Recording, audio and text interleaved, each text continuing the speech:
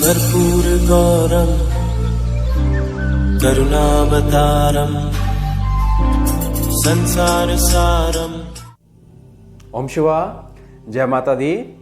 आज बात कर लेते हैं शनि ग्रह के बारे में और टॉपिक रहेगा जो शनि ग्रह का, शनि बाबा का, शनि देव का छाया पात्र का दान होता है।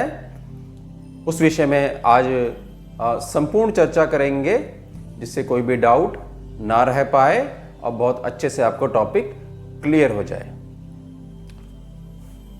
4 छोटे छोटे टॉपिक्स रहेंगे इसमें जिससे कि पूर्ण जानकारी आपको दी जाए। तो सबसे पहले टॉपिक समझ लेते हैं। टॉपिक क्या रहेंगे? 4 टॉपिक। सबसे पहला, शनि का छाया पात्र का दान क्या होता है, ये समझेंगे हम। दूसरा टॉपिक रहेगा शनि का छाया पात्र का दान कैसे और किस दिन किया जाता है, ये रहेगा हमारा दूसरा टॉपिक।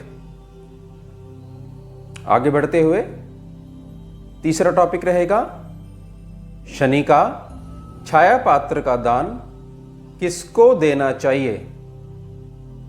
आप जो भी क्रिया है वो करने के बाद अब जो दान बन गया वो कौन लेगा, ये समझेंगे हम तीसरे टॉपिक में। अंतिम टॉपिक, चौथा टॉपिक, फोर्थ, शनि का छाया पात्र का दान किन जातकों को करना चाहिए।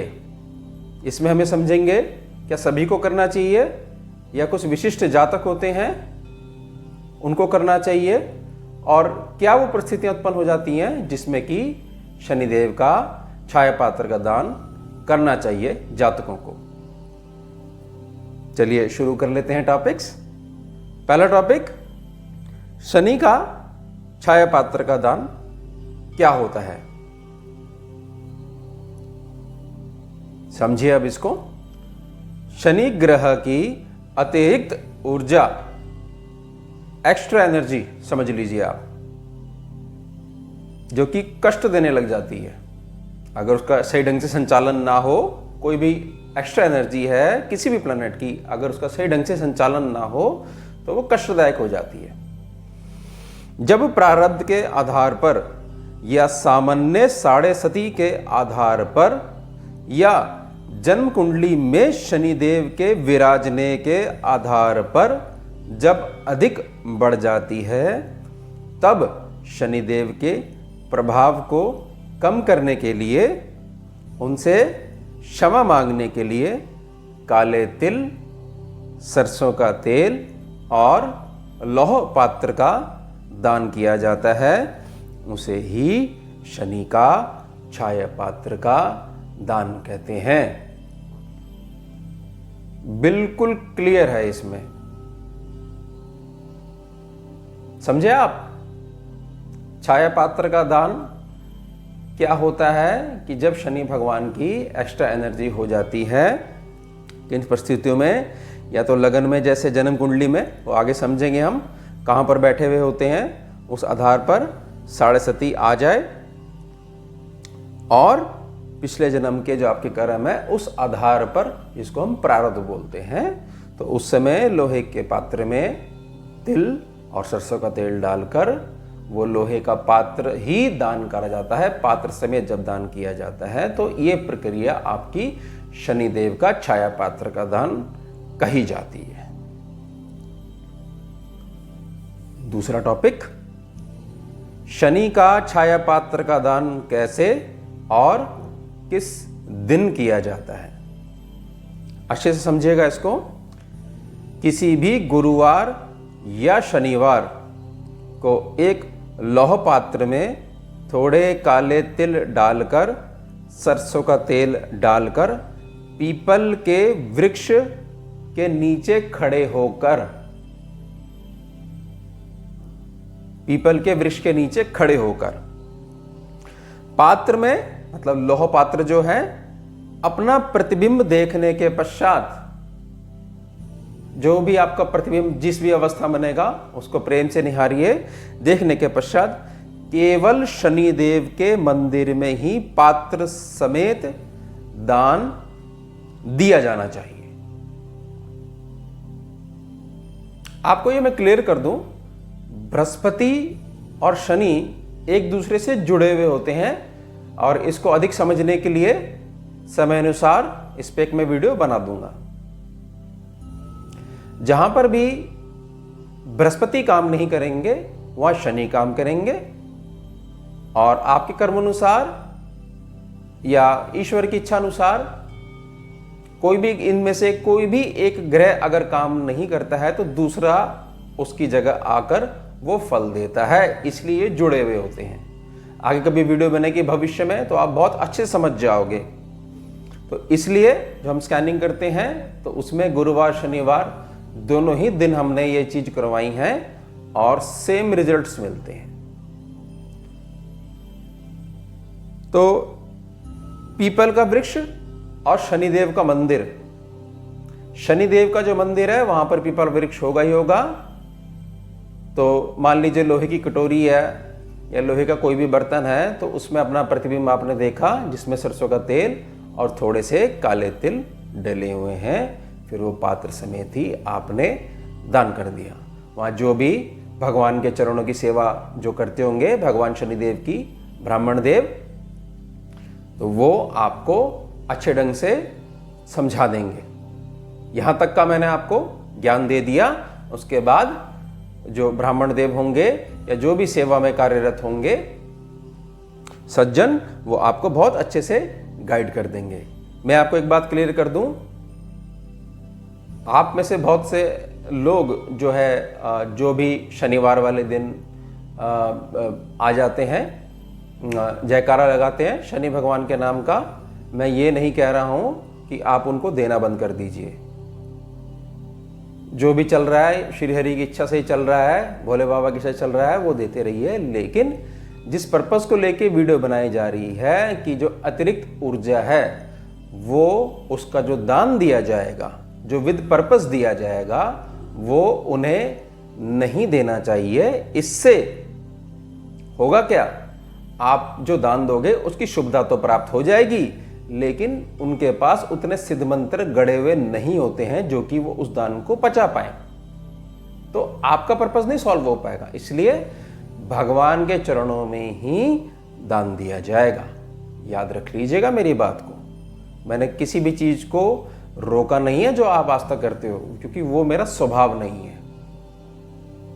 चुनना आपको है और कभी भी किसी भी प्रकार से एकदम से कोई चीजें बंद नहीं करनी चाहिए। किसी ना किसी रूप में ईश्वर ही जुड़ा हुआ होता है। आपकी भावना अच्छी है तो लेने वाला चाहे कैसा भी हो आपका कल्याण होता ही है। लेकिन ये ध्यान रखिएगा शनिदेव के मंदिर में ही ये होगा, ध्यान रखिएगा। तीसरा टॉपिक ले लेते हैं, शनि का छाया पात्र का दान किसको देना चाहिए। और भी अच्छे से समझ लीजिए अब आप इसको। शनिदेव के छाया पात्र का दान या शनि ग्रह से संबंधित कोई भी दान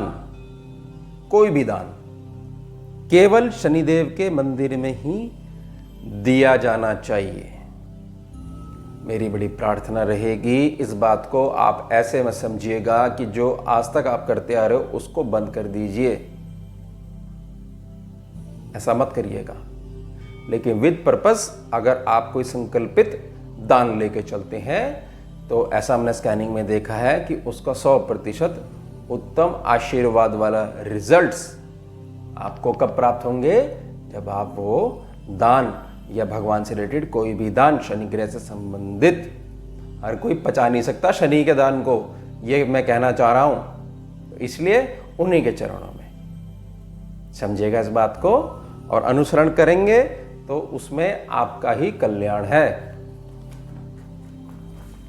चौथा टॉपिक बहुत इंपॉर्टेंट है और बहुत अच्छे समझाऊंगा मैं आपको। शनि का छाया पात्र का दान किन जातकों को करना चाहिए। इसमें यह प्रश्न भी है, क्या सभी को करना चाहिए? सभी को नहीं करना चाहिए। जो एक संकल्पित जो दान होता है आवश्यकता नहीं होती है, बाकी जो आप कर दो वो आपके ही पुण्य फल में जुड़ता जाएगा। अच्छा जो करोगे उसके लिए किसी की आगे की जरूरत नहीं होती। आपका मन कर रहा है कर दीजिए भगवान को साक्षी मान के, लो बाबा मैंने कर दिया, कोई नुकसान नहीं होता उससे। लेकिन मैं आपको ज्ञान दे रहा हूं कि वो आप एक्स्ट्रा करना चाहो कर लीजिए, लेकिन जिनको करना चाहिए मैं वो स्थितियां आपको समझाता हूं। पहले समझिए, जिनको भी संतान से कष्ट हो,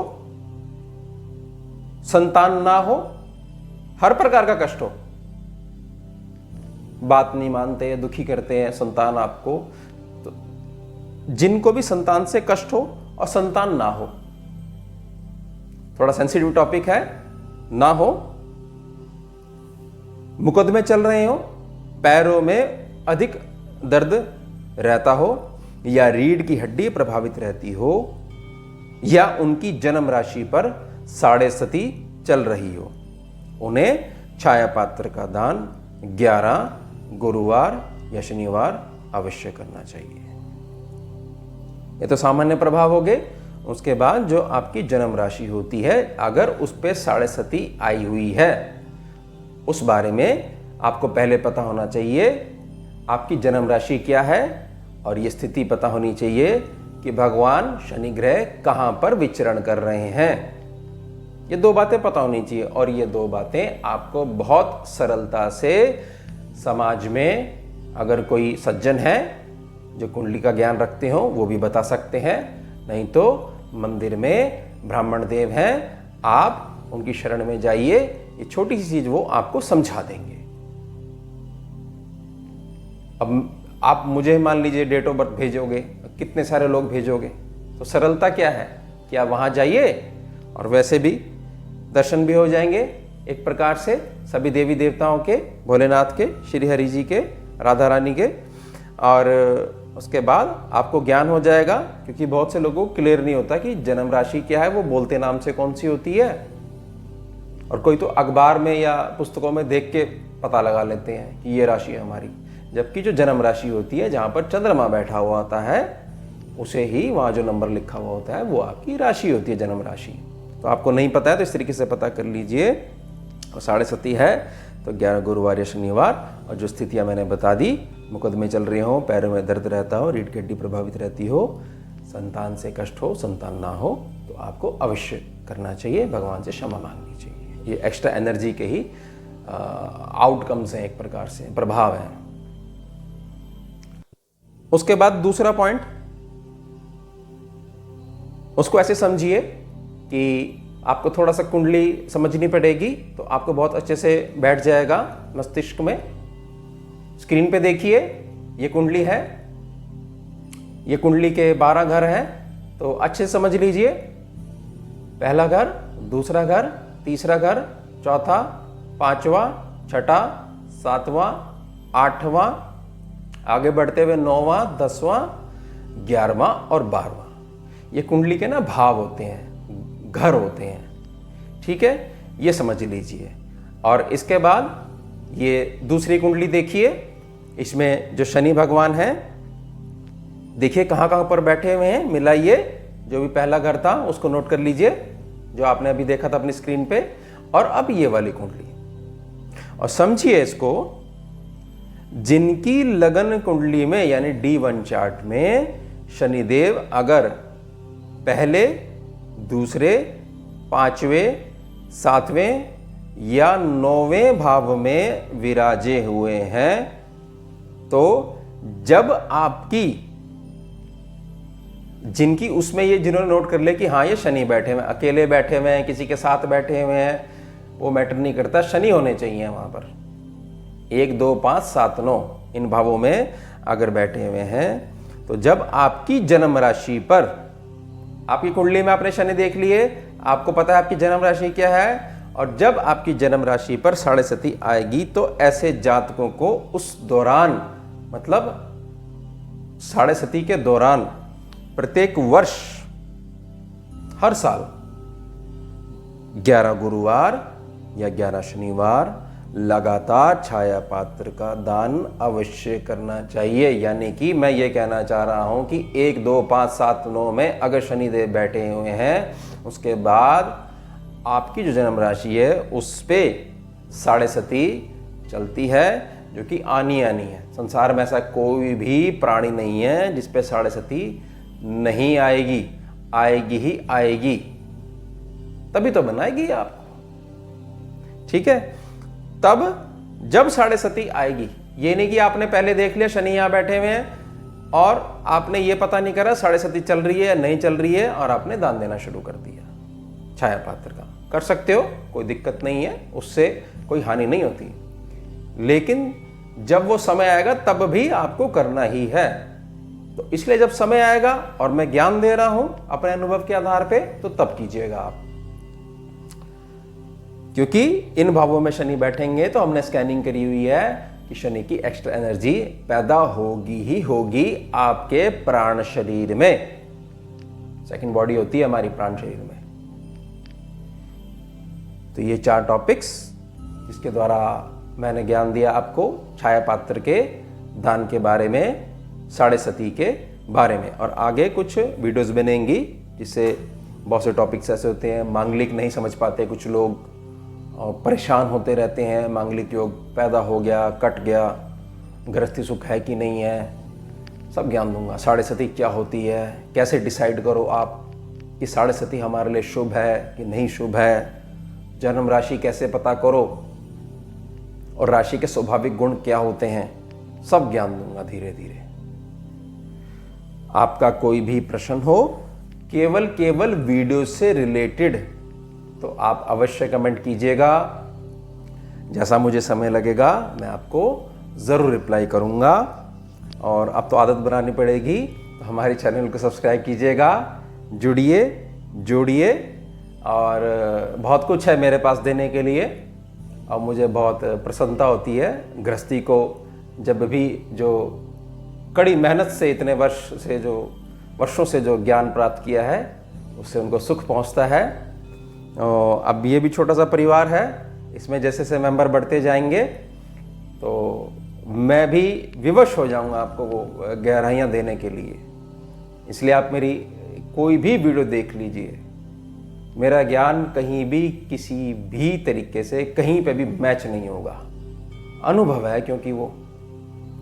तो सब्सक्राइब कीजिएगा, बेल आइकन प्रेस कीजिएगा। वीडियो अगर आपको अच्छी लगी हो, ज्ञानवर्धक हो, तो प्लीज़ लाइक कीजिएगा और शेयर कीजिएगा। ओम शिवा, जय माता दी। सारम भुजगेन्द्रहारम कर्पूर गौरम करुणावतारम